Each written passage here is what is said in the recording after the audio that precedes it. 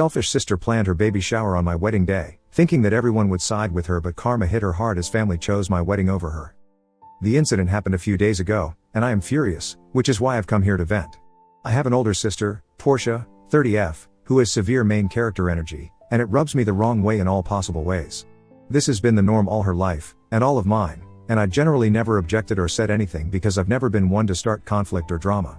However, things came to a head on my wedding day because she decided to host the baby shower for her fourth kid on the same day.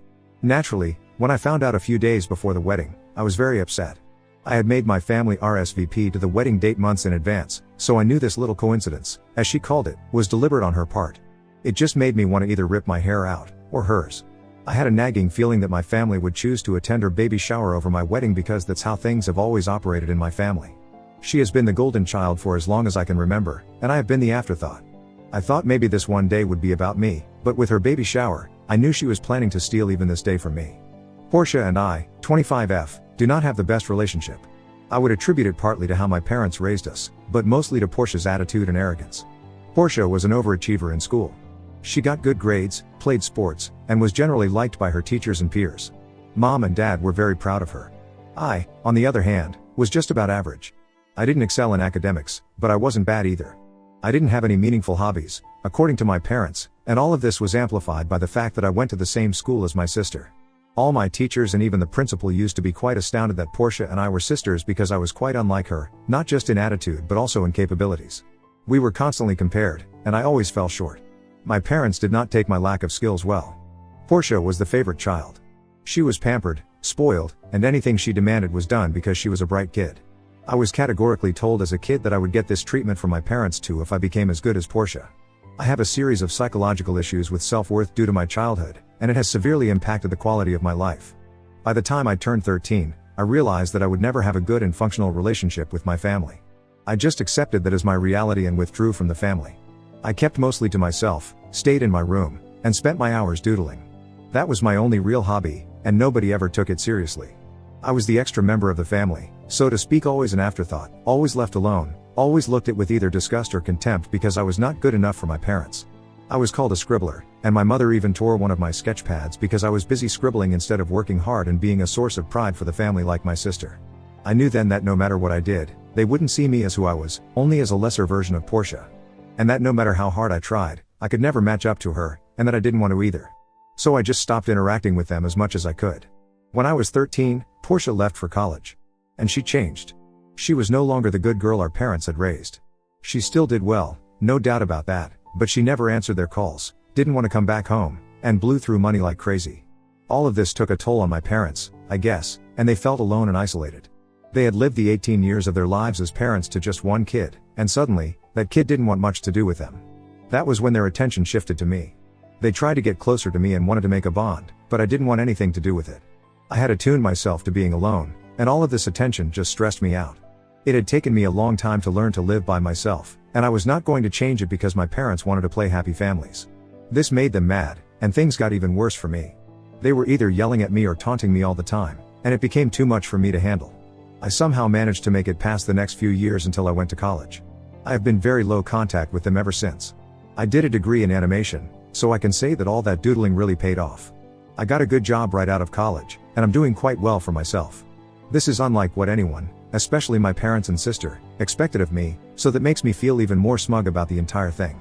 They have tried to get in touch with me repeatedly in the last 2 to 3 years, in the sense that they wanted to get closer to me, and things like that, but I have always politely declined their efforts.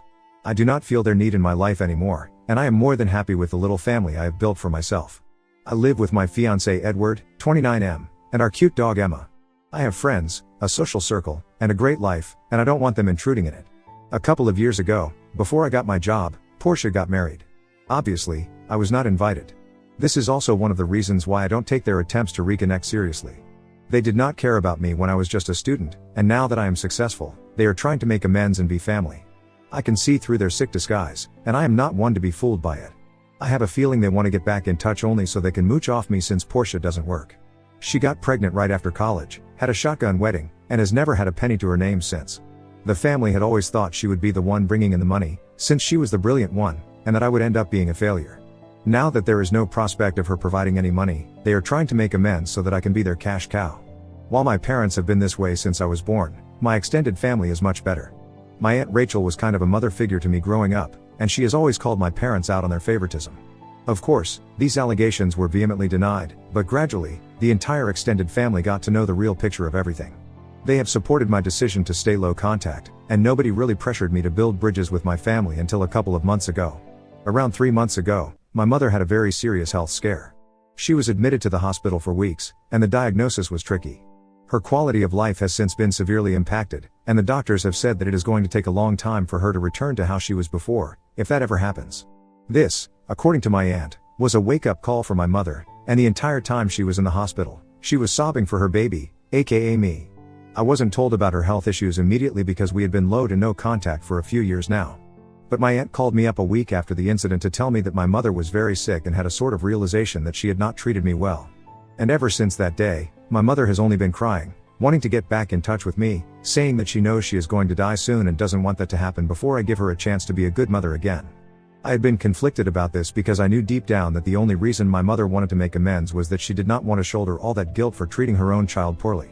It was more about her guilt than it was about me. But I also knew that if I did not talk to her, or at least get back in touch, I would end up regretting it. So after a lot of thought, and a considerable amount of urging from both my aunt and my fiancé, I decided to give it a shot and get back in touch with her. It was emotional for us. There were a lot of tears and a lot of apologies from her side, and I just told her to let it slide, and that I did not wish to talk about it or engage in it anymore. My father tried to be civil, and he is too proud a man to admit where he went wrong, so he and I didn't exchange more than a few words. Portia was nowhere to be found during this little reunion of ours, and I found out later that it was at our mother's request. Mom had vehemently denied Portia's presence during our talk, and I hear that she was quite salty about it, but there was nothing she could do. So, now comes the actual incident. I was insanely busy with all my wedding planning, and to be honest, I did not make much time for my mother after the initial few meetings. I could have, but I was too stressed with all the workload, and needed my downtime as well. My parents were quite offended by the fact that even after our supposed reconciliation, I had not involved them in wedding planning or given them any of the traditional roles that the bride's parents are supposed to have. My mother was upset about the entire situation, but she chose to let it slide, which is when I began to feel that maybe she was actually remorseful. My father, on the other hand, was extremely angry that he would not be the one walking me down the aisle. He even called me up to tell me that he was considering not attending the wedding because I was humiliating him as a father in front of everyone, even after everything had gone back to normal. I told him that nothing had gone back to normal, especially between him and me, and if he felt that this was too insulting for him, he was free to do whatever he wanted, aka not attend. That shut him right up, and he didn't say anything after that. As far as Portia is concerned, I didn't have any contact with her during this time. I just sent out the invites, and she was saying that she would be attending. There was nothing more to talk to her about, or so I thought, but I was in for a huge shock. 2 weeks before my wedding, I got a frantic call from my cousin Lena. She told me that she was talking to Portia, and Portia invited her to her baby shower on the same date as my wedding, in the same city, in a venue that she had booked an hour away from my wedding. Apparently, she was going around calling people to the baby shower, and not sending out actual invites, for fear that the news might reach me. I asked Lena if she was sure about it, and that she could have been mistaken, but she said that she was 100% sure, and that a few other family members had already received the invite. She was also supposedly making a huge show of it, saying that since this is her and her husband's final kid, it meant even more to her and that she wanted everyone to attend. When I found out, I was furious. I called her up immediately and asked her if this was true, and she said that she knew she wouldn't be able to get the entire family together anytime soon, other than my wedding, and that's why she thought it was the best way to include both of our happiness. She said that I should actually be happy that her baby would get to celebrate and attend my wedding in spirit. I told her that she was out of her mind and a vindictive witch for doing it on my wedding day, and not even a day before or after it, and I also told her that if she actually had good intentions, she would have asked me or informed me. The fact that I was finding out about it from someone else just 2 days before my wedding showed me what she was planning to do, and how sick her mind was. She told me that I had no right to call her names, and she was free to celebrate her baby whenever she felt like it, and that I did not own the date and what people wanted to do. She said that if people wanted to come to my wedding, they would, and if they wanted to attend her baby shower, they would, and that I had no right to stop them. I was at a complete loss for words, and I hate to admit it, but I had a full-blown mental breakdown. I was just devastated, and I didn't know how to process the information. Edward was by my side, and while he was furious, he knew exactly what to say, and we decided that we would be sending out a message to everyone we had invited. We tried to sound as gracious as possible, and the message read something along the lines of how we had come to know that there had been a clash of dates, and that while we were happy for Portia, we knew that some of our guests would have to decide between attending the wedding or attending the baby shower. We also told them to reconfirm their presence with my maid of honor, and that with just 2 weeks remaining before the wedding, we were not in the headspace for more drama, and that I would see them at the wedding. I told my maid of honor to keep track of who confirmed their presence, and that we would adjust the catering and everything accordingly, and that if everyone chose to attend the baby shower, we would just go to the courthouse and get married. I know it seems like an overreaction, but after spending my entire childhood being overlooked, I was 100% sure that most people would choose to attend her baby shower rather than my wedding. I'm glad I was proven wrong. 2 days before my wedding, I spoke to Zara, my Mo, and asked her if people had confirmed and what the status was. She just told me not to worry about it and that she had everything handled. Her reply was not at all comforting to me because I still didn't know how many people had ditched me for Portia, but she just told me to calm down and that she would take care of everything. On the day of the wedding, I was surprised to see almost every family member that I had sent an invite to, except Portia obviously, my father, which I had kind of assumed, and my paternal aunt and her family. Everyone else managed to make it, including my mother, which came as a big surprise to me because she is not the kind to do things without my father. The wedding itself went exactly as planned, and to be honest, I was glad that my father hadn't come. He would have sulked the entire time and would have caused unnecessary drama, so his absence was actually a big relief to me. However, Portia could not handle this slight against her, more so because she had never been used to it. Just as my ceremony ended and people were heading for lunch, I saw Dad and Portia coming to the venue. Before I could say anything, Zara was on her feet and stopped them from entering the premises. There was some bickering going on between them, and I couldn't really make out what they were saying, but I could see that the conversation was getting more and more heated with every passing second. At one point, Portia even tried to push her way inside, and Zara tried to block her as much as she could, but my dad pushed through as well, and she was no match for their combined strength. The minute Portia stepped inside, she straight up started bawling like a spoiled brat. And it wasn't just a few stray tears here and there, it was actual wailing like an infant. It was so embarrassing and disgusting to watch. I knew my family was aware of her antics, but I felt so humiliated because she was doing it in front of Edward's family, our friends, and our colleagues. She kept saying that everyone came to my wedding instead of her last baby shower and that I should have had the decency to postpone my wedding when I knew that she was having her baby shower. Before I could say anything, Aunt Rachel said that I had finalized the date for the wedding months ago, and she was the one who had hijacked the date, and if she had any decency, she would have been the one to keep her baby shower on a different day. Portia did not expect to be called out like that, and she looked at my dad for help, but he was surprisingly quiet. Portia then had the audacity to say that marriages break apart all the time and that there could be a possibility that I would get married again, but she for sure was not going to get pregnant again. I was furious, and I wanted to slap her square in the face at that moment. I could not believe she had the nerve to suggest that my marriage would break apart on the day of my wedding. I had had enough by then, and I told her to get the hell out of the venue, and that she should know that she already has 3 kids, and that there is no guarantee that she wouldn't be popping out other kids in the future, considering that that's all she has done ever since she left college after blowing through all of Dad's money. She started screaming, but I cut her off in the middle and told her that she was a horrible human being who never thought about anyone other than herself, and that I felt sorry for her kids for having such a terrible woman for a mother.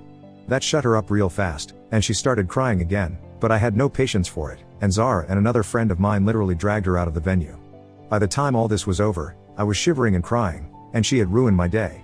The atmosphere was so tense that almost everyone cut lunch short and left. What hurt me the most was that in all this time, my mother never took a stand for me or told me about Portia's plans. So all her reconciliation was fake and an act in my eyes because she continued to not do right by me, despite having the chance. Once everyone left, I hugged Edward and broke down and apologized for ruining the day, but he held me close and told me that it wasn't my fault at all and that I was bound to reach my breaking point one day or another. It has been 5 days since our wedding, and people have been reaching out to me, but I am in no headspace to respond to anyone. There are tons of messages just sitting in my inbox, and I know that I will have to respond to them eventually, but I don't want to do that right now. We are leaving for our honeymoon tomorrow, and I hope that I am able to feel better and take my mind off of whatever happened. My vile sister has already ruined my wedding, and I couldn't do anything about it, so I can't let her ruin my honeymoon as well. She doesn't get to affect me like this, even after all these years. Update 1. Hey Reddit. I haven't been updating because I took a break from Reddit during my honeymoon. I hadn't expected the post to blow up, and I was overwhelmed when I saw all those comments. But, I went through them all, and since you're so invested in the story now, there is a tiny update. All the while on our honeymoon, Ed and I didn't really entertain any sort of contact from my side of the family. My mother made multiple attempts to get in touch with me, but I just told her that I would talk to her once I got back from the honeymoon. She has since called me and told me that she wants to meet and apologize for not taking a stand for me during the wedding and that she is ashamed of herself. I told her that this was not just about the wedding, but about the fact that she knew about the baby shower and did not tell me. She said she didn't want me to get upset, and that she thought people would attend my wedding over the baby shower anyway. I told her that her assumptions do not excuse what she has done to me, and she has again shown me that she is not a reliable person at all, especially when it comes to my emotions and feelings. She kept on apologizing, but I told her that I needed a break from her and to not contact me anymore. She tried to play the I'm sick card, and I said that she had decided to come back into my life to prove to me that she was sorry. Her actions have shown me the opposite because she continues to choose Portia over me, even if it comes at the cost of one of the most important days of my life being sabotaged. She was crying inconsolably as I tore into her, and I felt so guilty doing it, but I knew that I couldn't let her run all over me again. It had taken me years and years to feel mentally safe, and I could not allow her to waltz back in with her same antics and ruin everything. I told her that I would be reaching out to her, but it would be on my own time, and that I did not want her to pressure me into building a relationship with her because clearly, she was not ready. I think she felt that if she victimized herself a little, she could strong-arm me into relenting, but when that didn't happen, she gave the phone to Dad, who I was not interested in talking to at all. The minute I heard him on the line, I disconnected the call. He sent me a long text after that, which I didn't even bother to read and have since blocked him. Other than that, I only had messages from family saying that they were sorry that Portia had tried to upstage me on my own wedding, and basically messages supporting me and sympathizing with me. I haven't responded to all of them, but I will.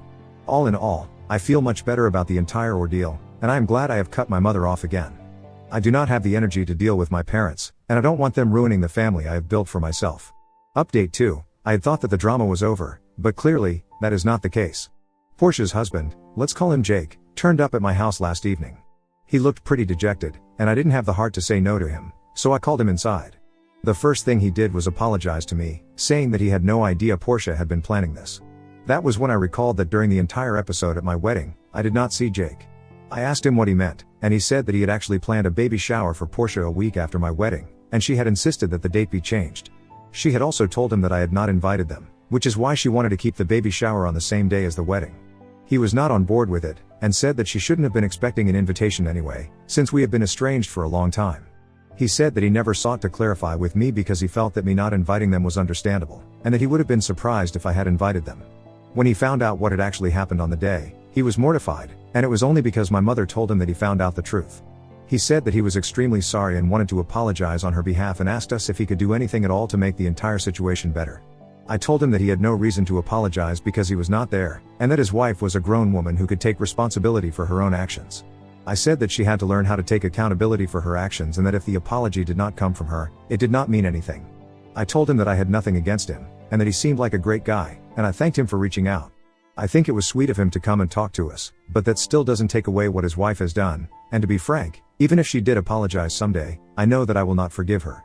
She has dug her grave, and now she can very well lay in it. Update 3, Portia and Jake are heading towards a divorce. Apparently, they had been having problems for a long time, and her behavior at my wedding was the last straw on the camel's back. She has been running around telling people that I am the reason behind her divorce, but I guess everyone has had enough of her antics, and nobody is willing to listen to her self-pity tirade anymore. Last I heard, she was about to move in with Mom and Dad, although it had been made clear that this would be a temporary arrangement. She even reached out to me, asking me to babysit her kids, for free, saying that this would be my repentance for ruining her life. I have promptly blocked her everywhere and don't wish to engage with this drama any longer. I don't know the details of their divorce, but I do know that Jake is trying to get full custody of all the kids because he thinks she provides an unfit and unstable environment for the development of the kids. I don't know what will come of their divorce, but I do know that she is in serious trouble, and nobody is willing to help her now. So what will happen remains to be seen.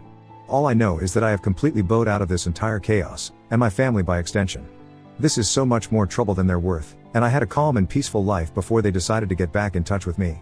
The only people that I am now choosing to associate with from my family are a few of my cousins, and my Aunt Rachel, because all of them stood by me like a rock when the entire fiasco with my wedding was happening.